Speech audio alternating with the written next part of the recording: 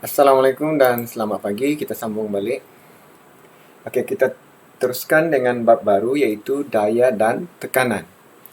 Oke, eksperimen kamu sudah buat untuk dua ini yaitu melihat hubungan di antara kedalaman air dengan tekanan air, dan eksperimen yang kedua ialah prinsip Pascal, iaitu melibatkan tekanan di dalam air. Oke, sebelum kita pergi lanjut, kita lihat apa yang dimaksudkan dengan daya, apa yang dimaksudkan dengan tekanan. Daya, seperti yang kamu tahu, daya kamu sudah pernah belajarkan. Oke, bila kita tolak sesuatu benda, oke, saya angkat pen ini kan. Saya angkat pen ini sebenarnya saya memberikan daya. Oke. Beban itu ada daya. Kalau kita ditindih oleh batu, ada daya graviti menekan kita ke bawah. Kita ada berat disebabkan ada daya graviti menekan kita ke bawah. Oke? Jadi paham konsep daya. Selalunya daya ini diukur dalam unit Newton. Oke? Dalam unit Newton, N. Daya ini diukur dalam unit Newton. Simbolnya N. Oke, sebaliknya apa pula itu tekanan? Oke, macam kita tekan, kita menekan itu tekanan lah, memberikan daya. Tekanan itu ialah yang dirasa di permukaan ini. Contoh, bila kita tekan pen ini. Oke, bahagian depan pen tajam kan? Bila kita tekan, kita rasa sakit. Oke. Tapi kalau kita terbalikkan pen itu, bagian belakangnya kita tekan, kita rasa tidak sakit. Katakanlah tekanannya sama, kita letak objek, katakan 500 gram. Kita tekan, dayanya sama. Oke, di sini kita rasa sakit. Di sini tidak. Kalau di kelas nih biasanya cikgu suruh kamu buat nih. Oke, kita tekan, kan? Tekan di kulit, begini. Kita akan rasa sakit tuh. Tapi kalau belakang pen, kita tidak rasa sakit. Oke, sakit ini bukanlah disebabkan tajam, tapi disebabkan oleh tekanan tinggi. Di sini tekanan rendah. Kenapa? Sebab di sini luas permukaannya kecil. Bila luas permukaan kecil, maka tekanan tinggi. Oke, contoh kita kira. Katakanlah kita ambil dayanya 5 Newton, N, 5. Katakan luas permukaan di situ 0,01 meter persegi.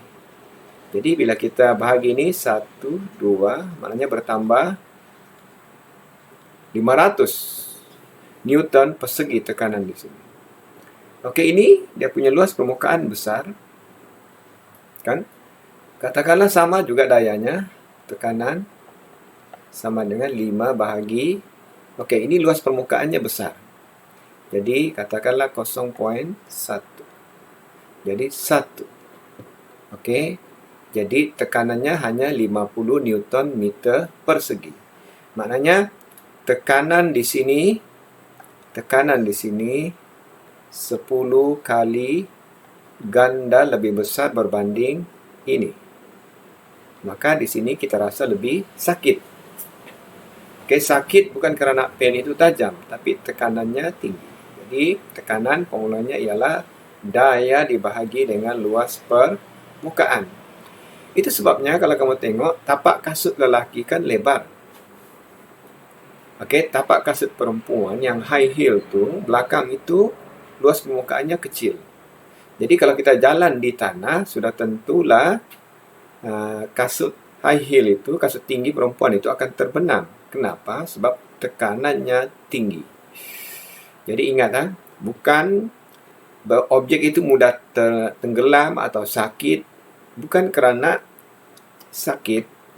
objek itu tajam, tapi sebab tekanannya tinggi. Kenapa tekanan tinggi? Sebab luas permukaannya kecil.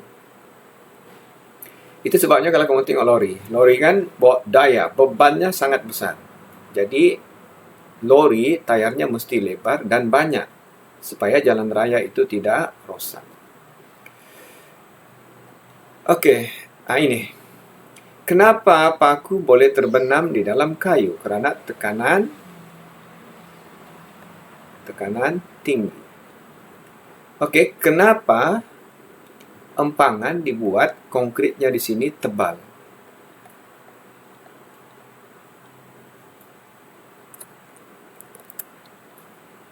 Oke, kamu sudah belajar juga, makin dalam air tekanannya makin tinggi. Sebab di sini tekanan tinggi.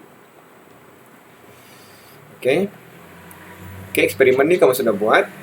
Oke, air kalau kita bocorkan mengikut ketinggian, kamu dapati, semakin dalam air, semakin dalam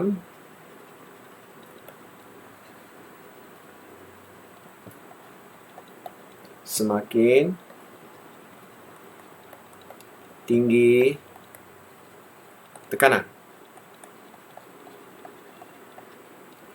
Oke, kenapa kita boleh nampak air itu memancut? Kan?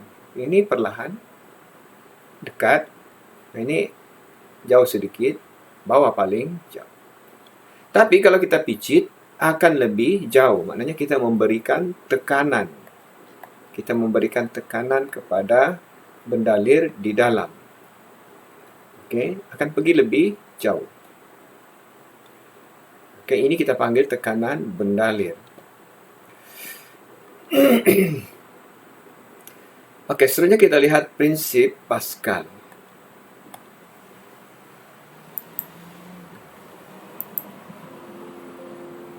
Oke, eksperimen yang kamu buat hari itu.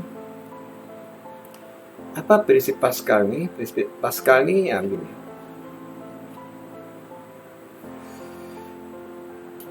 Jadi kamu dapati air ini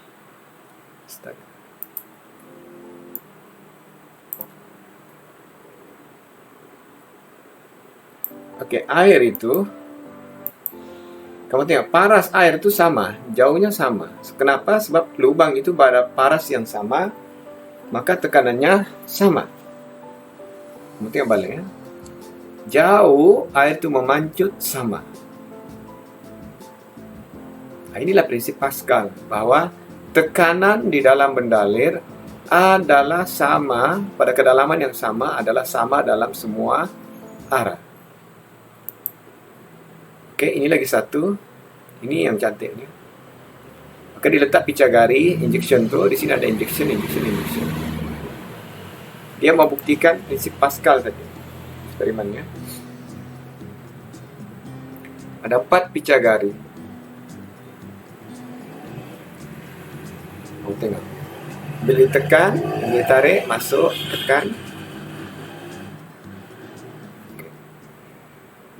Jadi itulah yang dipanggil prinsip Pascal, yaitu tekanan di sini sama dengan di sini, sama di sini, sama di sini. Oke. Nah, ini juga bukti. Oke, coba tengok apa makna prinsip Pascal. Oke, tekanan yang digunakan pada suatu bendalir, cecair atau gas dalam satu sistem tertutup adalah secara seragam. Seragam ini maknanya sama. Sama dalam keseluruhan bendalir tersebut ke semua arah. Oke, kita ambil ini. Ini tiup kaca, bersambung di bawahnya. Dan ada bendalir, cecair di dalamnya. Pelbagai bentuk yang tegak, bengkok. Kamu dapati paras airnya sama. Kenapa sama? Sebab apa bilang Pascal tadi? Bilang Pascal apa dia? Tekanannya sama. Nah itu maknanya. Oleh karena airnya ini sama, parasnya sama, maka tekanannya sama, jadi paras air itu tetap sama. Nah ini aplikasi prinsip Pascal dalam kehidupan. Kalau kamu tengok air pancut, seragam kan tingginya. Kenapa tingginya seragam? Sebab tekanannya sama.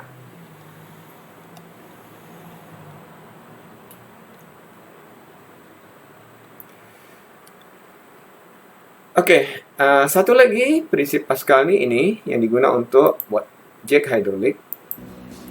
Oke, kamu tengok.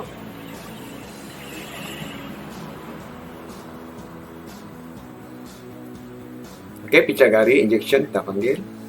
Dimasukkan cecair. Oke, di sini ada dua picagari, satu yang kecil, satu yang besar. Jadi maknanya kan, bezanya ialah luas permukaan ombo. Luasnya tuh, ini lebih luas permukaan ombonya, ini kecil. Sebab ini picagarinya kecil, ini picagarinya besar.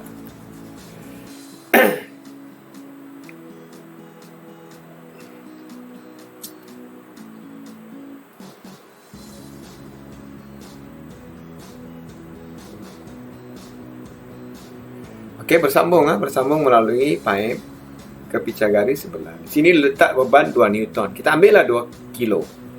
Diletak beban 1 kilo di sebelah. Kamu tengok.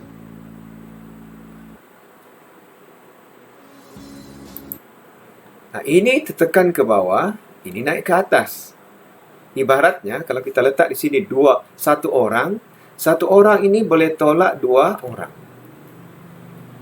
Maknanya daya di sini kecil, tapi daya di sini besar. Tekanan sama. Apa yang berbeza? Yang berbeza ialah ini tadi. Luas permukaan ombo. Kecil, besar. Jadi, daya yang kecil akan menghasilkan daya yang besar. Ulang balik. Kamu tengok asalnya kan? Asalnya ini di bawah, ini kan di atas. Picagari kecil ini menghasilkan daya, tapi dan menolak picagari besar itu dengan daya 2 kali ganda, 2 Newton. Untuk ini ditolak, ini naik kan. Jadi maknanya, ini bagusnya nih. Dalam kehidupan seharian diguna ini. Oke, contoh ini. Oke, kalau kamu tengok di sini 10 Newton, luasnya 2 cm, dayanya 10 Newton. Nah, di sini 100 cm. Kita mau tengok berapa daya di sini. Beban ini berapa dia boleh angkat? Oke, jadi persamaannya senang, yaitu tekanan masih sama. Sebab dia bendalir yang sama pada paras atau kedalaman yang sama. Jadi tekanan di sini sama dengan tekanan di sini. Oke, tekanan di sini sama dengan tekanan di sini.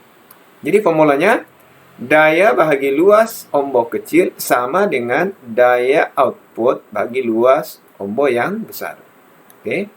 Jadi berapa tadi dayanya? 10 Newton. Luasnya ombo kecil 2 cm. 2 cm persegi sama dengan beban. Kita tidak tahu kan? Kita mau kira ini. Oke, berapa dia punya luas tadi? 100 cm persegi. Jadi beban sama dengan 100 darab 10 bahagi 2. Jadi 1000 bahagi 2 sama dengan 500 Newton cm persegi.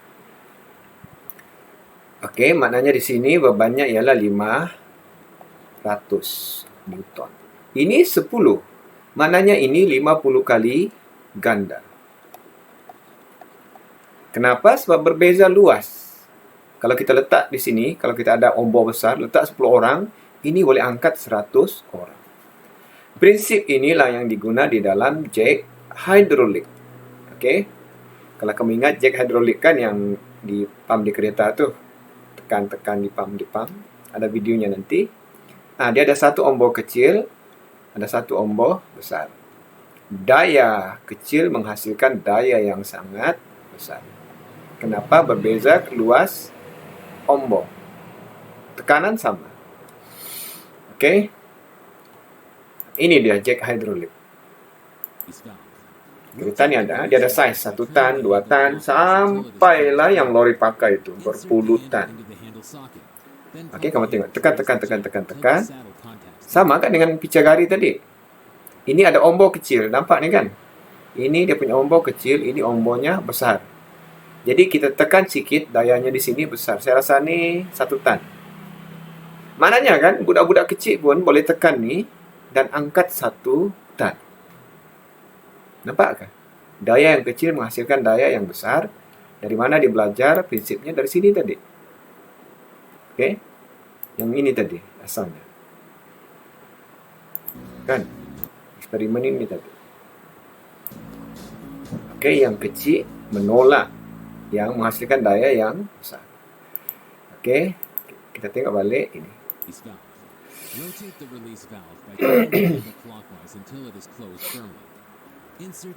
Oke, tekan-tekan, dia ada cecair di dalam tu. Ada minyak. Oke, naik.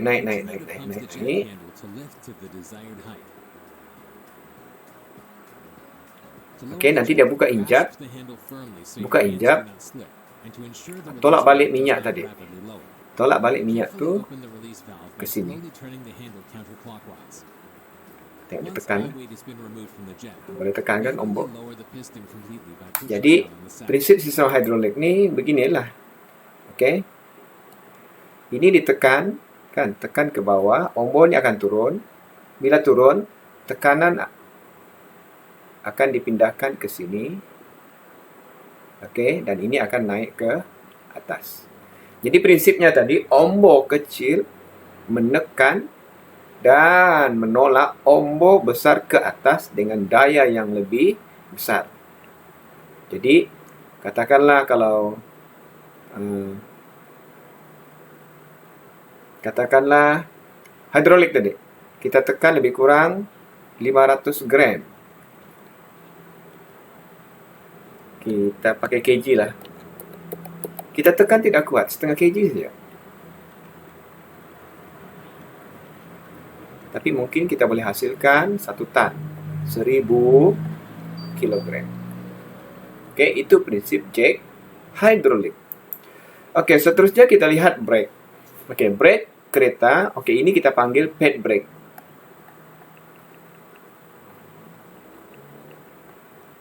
Ini minyak brake. Ini kasut brake. Brake shoe, kasut brake. Ini gelendung brake. Nah, ini kasut. Jadi kalau pad brake ni kan dia kepit. Kepit tu cakra ni. Yang kepingan logam dekat tayar tu kan. Bila dikepit, sudah tentulah dia berhenti. Jadi ini akan haus. Jadi ini yang kita tukar di kedai. Panggil pad brake. Okey. Sementara gelendung di tayar belakang. Bila ditekan ni kan, ini akan ditolak. Sini ada gelendung. Jadi gelendung tu kan, macam gini lah. Gelendung ditolak. Jadi bergeser. Bila bergeser, maka membrake. Okey. Jadi bayangkan kalau basikal kan dia punya brake pakai kabel, tapi kereta kita tidak boleh pakai kabel sebab daya yang kita bagi pakai tangan tu tidak kuat. Kalau kita pakai kabel basikal tu, kita brake kereta pakai kabel basikal, kemungkinan 500 meter kalau kita bergerak katakanlah kita bergerak 60 km sejam. Kemungkinan 500 meter baru berhenti. Kenapa? Sebab kereta bebannya besar, maka dayanya besar. Okey. Jadi kereta pakai hidrolik. Maknanya kaki kita menekan di sini, pedal ni kan.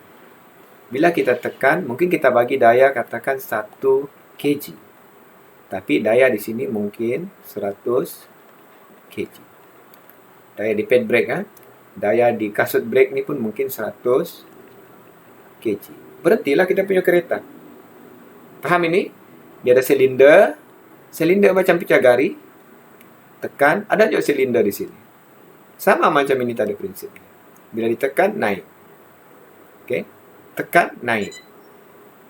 Okey, sama prinsip. Okey. Setakat itu hari ini. Oke, cikgu ulang balik. Kita rumuskan balik. Hari ini kita belajar daya dan tekanan. Daya ini ialah daya yang kita kenakan. Daya graviti, bila ada beban, ada jisim, maka akan ada daya. Macam mana mau kira tekanan? Daya bahagi luas. Sakit yang kita rasa itu bukan kerana objek itu tajam, tetapi kerana dayanya sangat tinggi. Okey, contoh kulit ni kan. Okey, kalau saya tekan memanglah tidak sakit. Tapi kalau saya letak beban katakan 50 kilogram, silap-silap bocor saya punya tangan ni, walaupun ini tumpul. Sebab bila daya besar maka tekanan juga akan besar. Okey. Jadi kenapa kalau luas permukaan kecil maka tekanannya tinggi. Jadi kenapa tayar dicipta lebar?